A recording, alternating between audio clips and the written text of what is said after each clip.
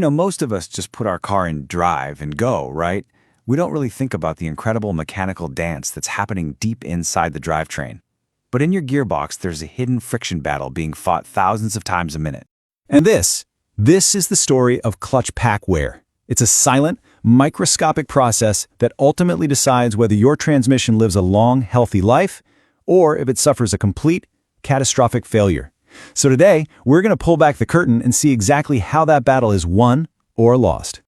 All right, so to really understand the battle, we've got to meet the soldiers. And right at the heart of every single automatic gear change is this component right here, the clutch pack. And its design is actually pretty simple. You've got a drum, and inside there's a stack of plates that alternate. You have friction plates, which have the special high grip material, and then these super smooth steel separator plates. When hydraulic fluid rushes in and pushes on a piston, it squeezes that whole stack together with incredible force, locking them up as one solid unit to send the engine's power on its way. Now here's the cool part. A clutch's strength isn't some kind of magic. It's all pure engineering. How much torque it can handle comes down to a precise calculation. It's about the grip of the material, the force of the hydraulics, and just the sheer number and size of those plates. If any single one of those factors starts to degrade, well, the clutch's ability to hold power just nosedives. And that's exactly where the trouble starts. But hey, every hero has a villain, right? For our mighty clutch pack, there are three main enemies constantly working to bring it down. We're talking heat, low pressure, and contamination.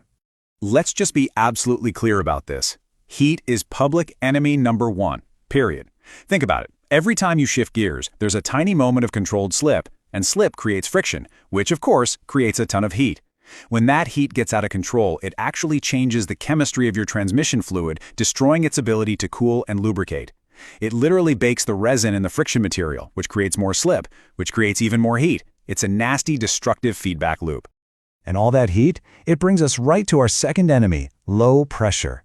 See, with the right amount of hydraulic pressure, those plates lock up fast and clean with hardly any slip. But if that pressure is low, say from a worn-out pump or a leak, the plates just can't clamp down hard enough. This creates a really long, damaging slip that sends temperature spiking and chews through that clutch material like crazy. The third enemy is kind of like the ghost of the clutch itself. As all that friction material wears away, those tiny particles, they don't just disappear. Oh no. They start circulating in the transmission fluid, basically turning it from a life-saving lubricant into a type of liquid sandpaper. This gunk clogs up tiny, critical passages, makes solenoids stick, and just grinds away at every other part in the system.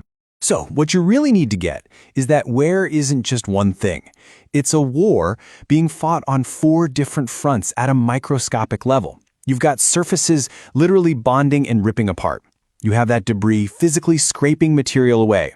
You've got heat turning the surface into a useless carbonized glaze, and all the while the constant stress is creating tiny little cracks that just keep spreading. It is a brutal, brutal process.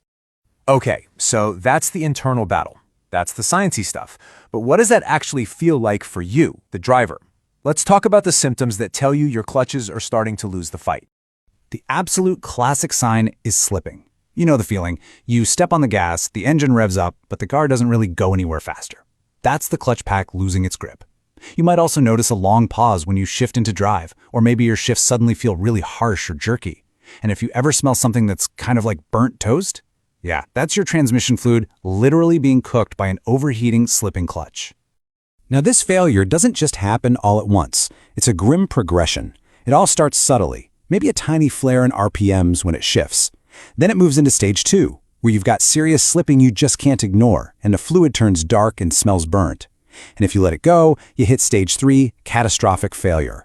Gears are totally gone, and the whole transmission is now filled with bits of metal.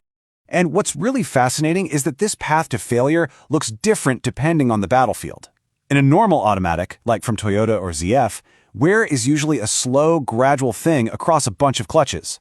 But in a dual-clutch transmission, a DCT, from someone like Volkswagen, those clutches engage way more aggressively, which means much higher heat stress. And then you have CVTs, from brands like Nissan, where most of the wear is focused on that one clutch that gets you moving from a stop. Okay, so this all sounds pretty bad, I know, but it's not all doom and gloom. For every one of these problems, engineers are fighting back, and this constant battle against wear has led to some seriously brilliant ideas in modern transmission design. So how are they doing it? Well, they're fighting back with better armor for one, using advanced stuff like carbon composite friction materials that can take a ridiculous amount of heat. They're using smarter tactics, with computers that adjust hydraulic pressure in real time to make up for wear. And they're improving their supply lines, with better cooling systems and advanced synthetic fluids that just don't break down under pressure. You know, one of our sources really put it perfectly. Clutch pack survival isn't about just one thing. It is a complex, delicate dance between material science, hydraulic control, heat management, fluid chemistry, and yes, even the way you drive your car. If you get that balance right, the transmission lasts. If you get it wrong, failure is pretty much inevitable. Which leaves us with one final thought to chew on. As our cars get more and more powerful, the demands on these little hidden components just keep getting bigger. So, is clutch pack wear just an unavoidable law of physics that we have to live with?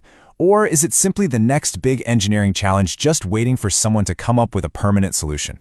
It's something to think about the next time you just pop your car into drive.